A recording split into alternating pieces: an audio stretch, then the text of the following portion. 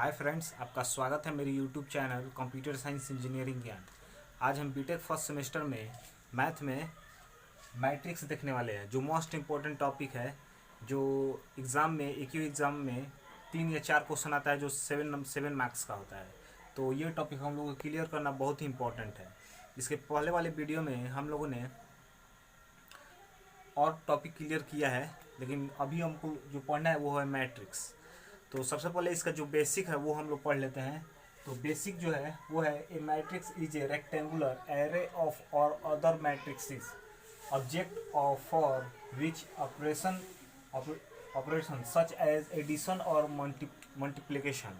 तो जो इसका है मैट्रिक्स, वो एडिशन और मल्टीप्लिकेशन होता है। I defined that is a system of m into n number array arranged in a rectangular matrix formatum along m row and n column।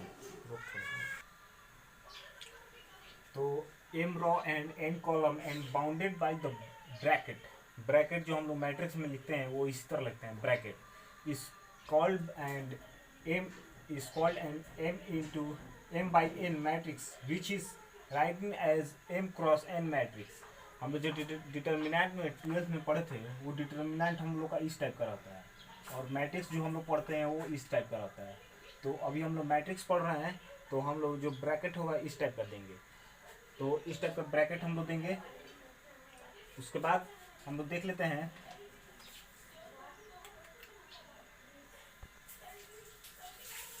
तो a matrix is generally denoted by single capital letter.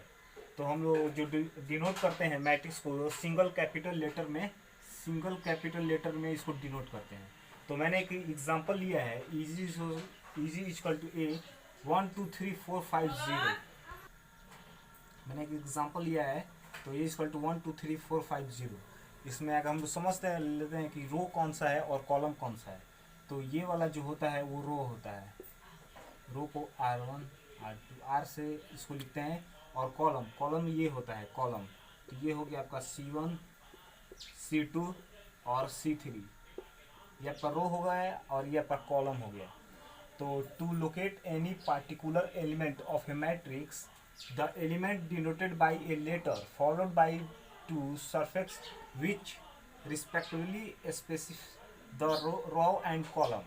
Thus Aij is the element in the ith, इसे ith पढ़ते हैं, row and jth column of a matrix A.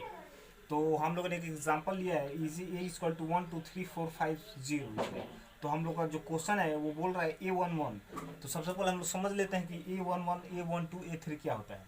तो ए equal to, यहाँ पर हम लोग denote कर लेते हैं, A11 A12 A13 821 822 और 823। यहाँ पे जो हम लोग का हो गया। अब यहाँ पे नीचे और जिसमें रहता है हम लोग का 6 7 8, तो यहाँ पे लिखते हैं 831 832 833। इसी तरह अपना बढ़ता जाता है। तो सिर्फ हम लोग का क्वेश्चन है, तो A11 पूछ रहा है, तो A11 यहाँ पे है और हम लोग का A11 यहाँ पे है। तो 1 हो गया आपका, A12 यहाँ पे है, तो A12 यहाँ पे है, तो ये 2 हो गया। A13 यहाँ पे है, A13 और यहाँ पे 3 है 3। A21 ये A21 यहाँ पे 4 है, तो ये 4 हो जाएगा। A22 यहाँ पे आपका A22 है, यहाँ पे 5 है, तो 5 हो गया। और A23 यहाँ पे है आपका, यहाँ पे 0 है 0। तो ये छोटा सा एग्जाम्पल था जो हम लोगों ने लिया है। तो ये है इसका बेसिक जो हम लोगों ने पढ़ा मैट्रिक्स का। इसके बाद हम लोग इसका टाइप पढ़ेंगे। तो चलिए इसका टाइप हम लोग देखते हैं। तो हम लोग इसका टाइप पढ़ेंगे। तो ये फर्स्ट है हम लोग का square matrix. A matrix having a row and m column, n row and m column is called a square matrix of order n। Order n हम लोग लेंगे। तो एग्जांपल में मैंने आपको समझाने के लिए एग्जांपल लिया है, a इक्वल टू 1 2 3 4 5 2 3 1 0। इसे लाइडिंग डायगोनल और प्रिंसिपल डायगोनल भी पढ़ते हैं। और जब इसको हम लोग मॉड में लेंगे तो we have mod A equal to 1 4 3 2 5 1 और 3 2 0 हो जाएगा। तो ये रहा हमारा स्क्वायर मैट्रिक्स। इसके बाद हम लोग लेंगे इसका डायगोनल मैट्रिक्स। सेकंड है तो a square matrix all of whose element expect those in the leading diagonal are zero is called diagonal matrix. तो ये एग्जांपल ली हूँ, इज इक्वल टू ए 1 0 0 0 2 0 0 0 3। तो इसमें जो बीच वाला है, ये बीच वाला है, इसको छोड़कर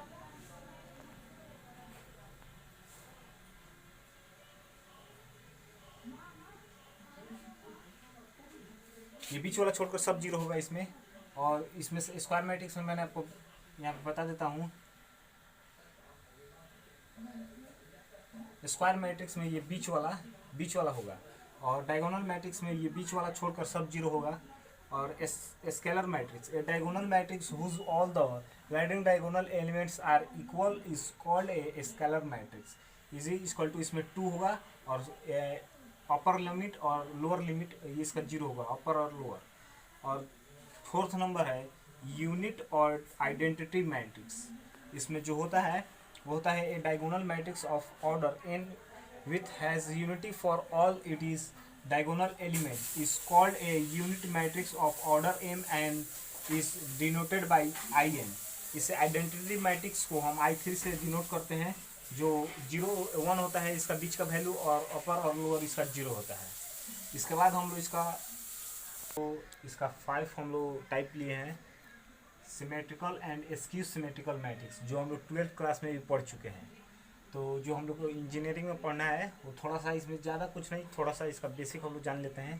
तो दिया है a square matrix A equal to A I J is a state to be symmetrical when A I J equal to A J I for all I and J. तो इसमें जो बोल रहा है ए I J equal to A J आई, तो जो इसमें होगा हम लोग का वैल्यू, तो जैसे मैंने A11 लिया, तो A11 हम लोग को मालूम है यहाँ पे ए वो ए है। अब हम लोग का उल्टा इसका लेना है, A11, तो A11 भी ए है। यहाँ पे हम लोगों ने A12 लिया, तो यहाँ पे A12 हम लोग का H है, तो मैंने यहाँ पे H ले लिया। और A21 का मतलब हो गया यहाँ पे H21, तो ये भी H, मतलब A21 भी H ही होगा हम लोग का। मैंने यहाँ पे A13 लिया है, तो A13 G है, तो मैंने यहाँ पे G लिख दिया। और यहाँ पे A31 आपका हो गया, यहाँ पे आप देख सकते हैं A31 यहाँ पे है G, यहाँ पे G है, तो ये मेरा A31 भी बराबर हो गया। अब मैंने यहाँ पे A21 लिया है, तो ये H है यहाँ पे, और A यहाँ पे 1 2 लेंगे, तो A21 यहाँ पे H है, देख रहे हैं आप। उसके बाद A22 यहाँ पे आप देख सकते हैं, यहाँ पे B है, तो A यहाँ पे भी 22 B है।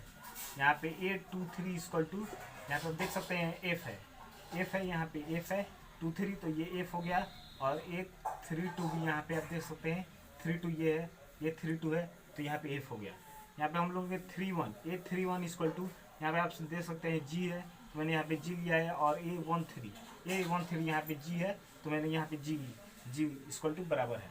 तो यहाँ पे A32 इसी तरह हम लोग लिख लेंगे, A32 इक्वल टू F, और A13 इक्वल टू यहाँ पे A13 नहीं 23 हो गया, A23 इक्वल टू यहाँ पे आप देख सकते हैं F।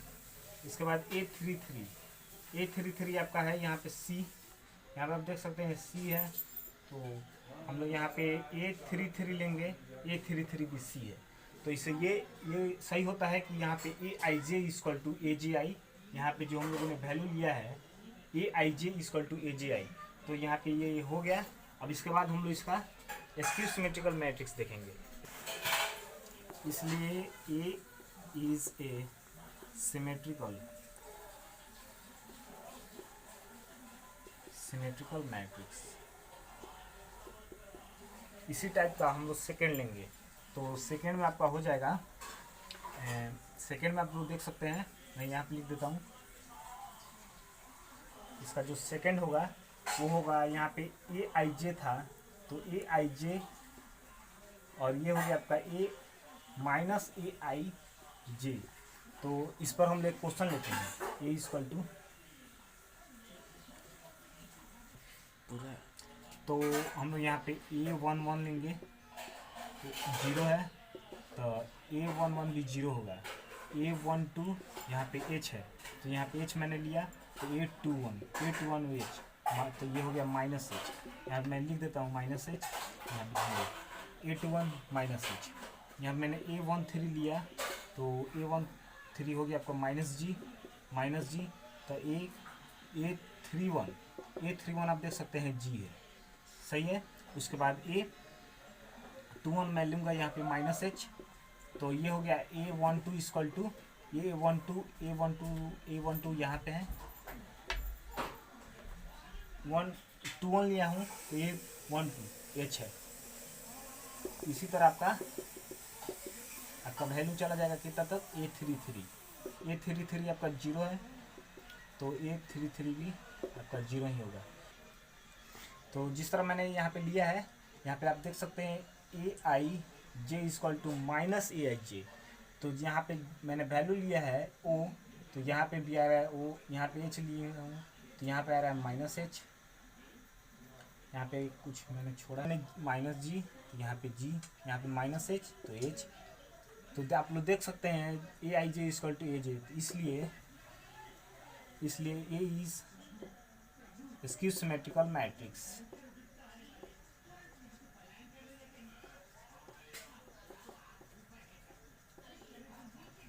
ये आपका हो गया सिमेट्रिकल मैट्रिक्स और स्क्यू सिमेट्रिकल मैट्रिक्स। इसके बाद हम लोग का और है तो ये 6 नंबर है ट्रायंगुलर मैट्रिक्स।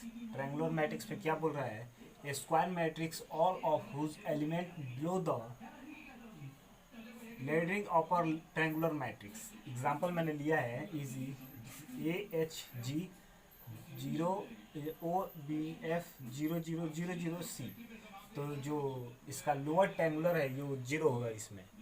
और a square matrix all of whose element above the leading diagonal are 0 is called a lower triangular matrix. इसमें जो आपका लोअर ट्रायंगुलर मैट्रिक्स होगा AHG 0 BF 0 0 C, upper triangular matrix इसका 0 होता है और लोअर वो होगा। अब इसके बाद हम लोग 7 नंबर पढ़ेंगे multiplication of matrix. Two matrix will be multiple only when the number of column in first matrix is equal to the number of row of the second matrix. Such matrix are said to be conformable. तो मैंने एक example लिया है is equal to A equal to 2 3 6 4 5 9 and B equal to A B C D E F। तो इसमें हम लोग को सॉल्व करना है A इंटू B, तो A इंटू B हम लोग लिखेंगे 2 into A plus 3 into C 2 into A, ये हो गया आपका A 2 into A plus 3 into C plus 6 into E, ये हो गया 4 into A plus 5 into C plus 9 into E। फिर ये होगा 2 into B plus 3 into D plus 6 into F, और ये हो गया आपका 4 into B plus 5 into D plus 9 into F। ये हो गया हम लोग का, अगर कोई वैल्यू यहाँ पर रहता है ए की जगह पर कुछ रहता है BC की जगह पर और E के वैल्यू, तो हम लोग यहाँ पुट करके इसको निकाल सकते थे, लेकिन हम लोग का वैल्यू नहीं दिया है तो हम लोग का आंसर यहीं पे हो गया। हम लोग पढ़ेंगे अब transpose of a matrix. The matrix obtained form by any given matrix A by interchange row and column is called the transpose of the matrix A। It is denoted by A dash. यहाँ पे हम लोग interchange row and column कर सकते हैं। तो जो हम लोग एग्जांपल लिया है A इक्वल टू 2 3 6 4 5 9, तो देन A डैश को हम लोग 2 3 6 और 4 5 9 for a symmetrical matrix A dash equal to A and for a skew symmetrical matrix होगा तो A डैश इक्वल टू -1 होगा। हम लोगों ने